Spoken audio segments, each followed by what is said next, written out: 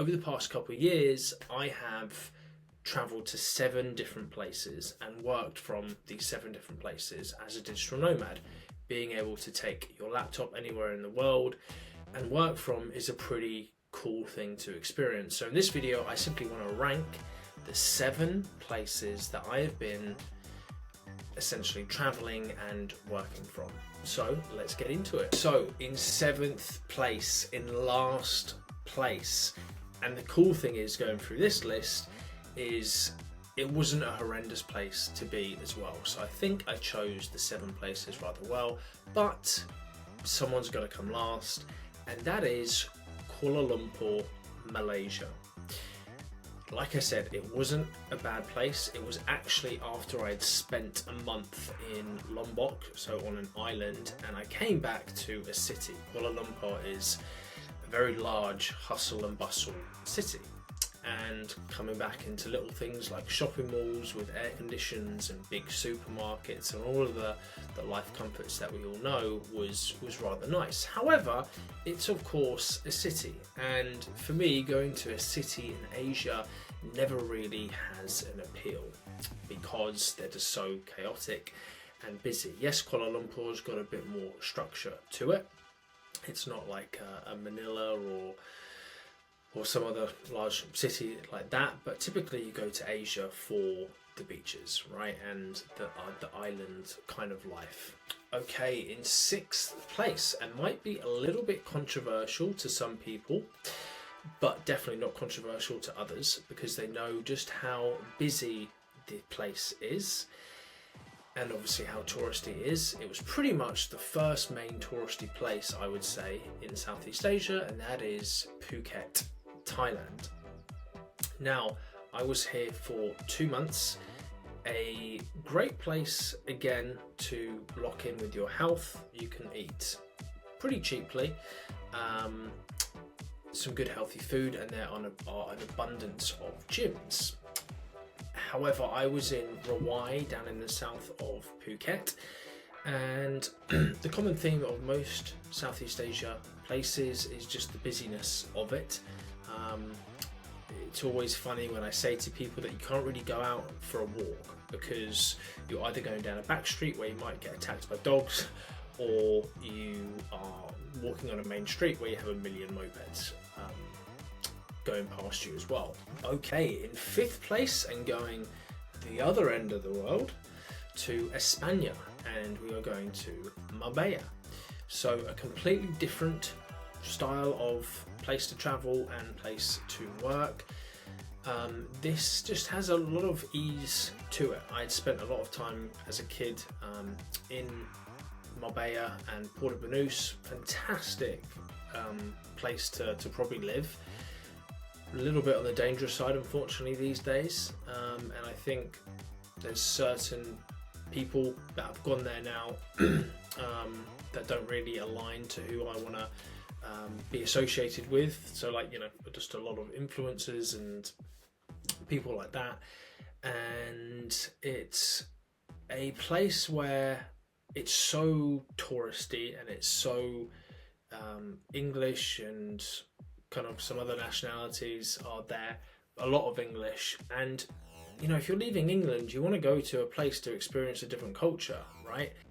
Okay, in 4th place, going back to Southeast Asia, was Lombok. I really enjoyed Lombok, and it was the first place that I went to as a digital nomad, so I was excited. I was like a deer in headlights of just all these things that you can do and kind of the lifestyle of living as a digital nomad and working from your laptop in the cafes. And I joined a really good gym, a gym that had an ice bath and a sauna as well, and met some really cool people, and it was a great surfing town. However, again, you know, the busyness of it, and unfortunately I know just from people that I've met that have gone back there, and some are still there, just how busy it's got. Again, just like every place now in Southeast Asia that has gone in popularity, it just gets busier and busier. We are moving into the top 3. What have we got left? We've got Sri Lanka left, we've got the French Alps left, and we've got Valencia left. So in 3rd place, Sri Lanka. I really enjoyed Sri Lanka. It was such a beautiful country. I was blown away by the hospitality and just how friendly people were. And the cool thing is, a lot of them speak pretty good English, so you can relate to locals, which you of course can't really do that in other Asian countries that don't speak good English. So yeah, Sri Lanka was phenomenal. Absolutely beautiful country. Unbelievable beaches. Again, unbelievable cafes and restaurants, and there was a lot of wellness centres as well, so rice baths and saunas. There was really only one good gym in Weligama, so maybe there's scope for better gyms there, which I'm sure will pop up. Yeah, again, the common theme is the busyness and not being able to go just for a normal walk, because yeah, you can't go down a back street and the main roads are too busy.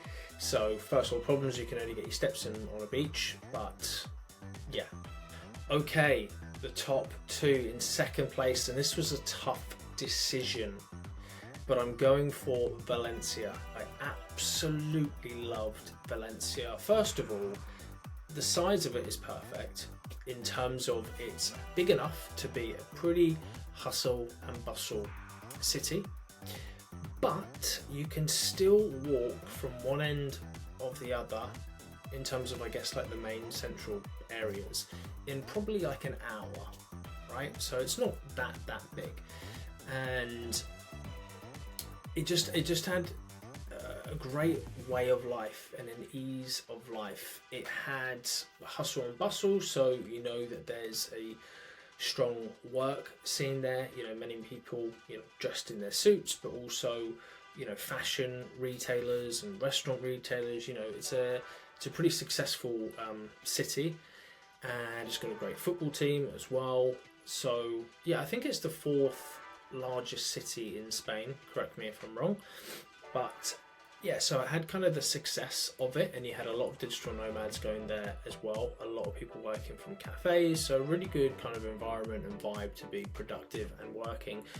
But also at the same time, it just had a very like positive atmosphere and a very kind of great community aspect of it as well. You know, you would regularly see people in the coffee shops in the morning, you know, catching up over a coffee before work. We all know that the Spanish typically take a long lunch as well, and they would then go back to the office and work a little bit later.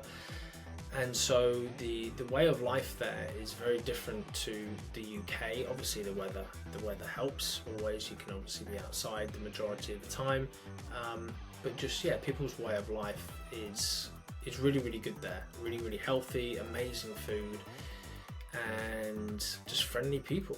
So Valencia was close to honestly being number one. I'd love to go back there. I could see myself living there for sure, but yeah, we have to pick a winner. And if you are smart and you've known the list, you know what's left, and that is, and this might be a little bit cheeky because it's the French Alps. You know, can I really say that the French Alps is the best place to be a digital nomad and actually work from? Probably not, because in terms of, you know, logistics and infrastructure, how can you pick a place that has what you need in close distance, right? So a community, first of all.